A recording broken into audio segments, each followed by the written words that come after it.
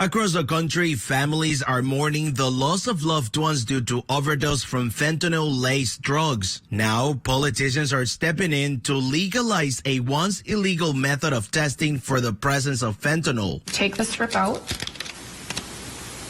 and it looks like so. Test strips are illegal in about half the country under laws adopted decades ago. You can already see, you've got the two lines on here.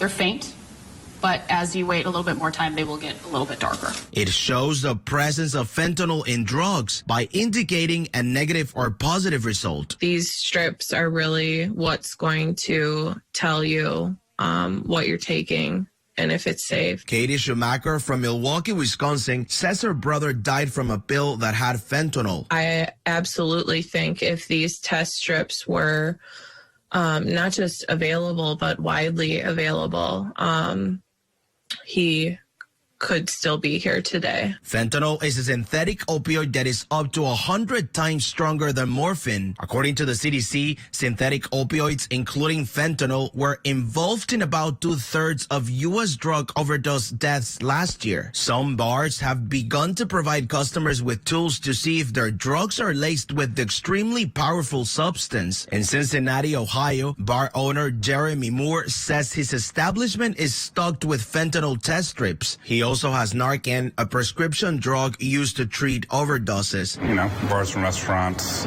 you're going to be dealing with a wide variety of demographics and people of all walks of life, and, you know, being accepting of that, but also mindful of how best to put people in a position of safety. Dennis Cushon, president of Harm Reduction of Ohio, believes the testing strips are uppermost in saving lives. In Ohio, 11% of cocaine is laced with fentanyl, 5% of meth.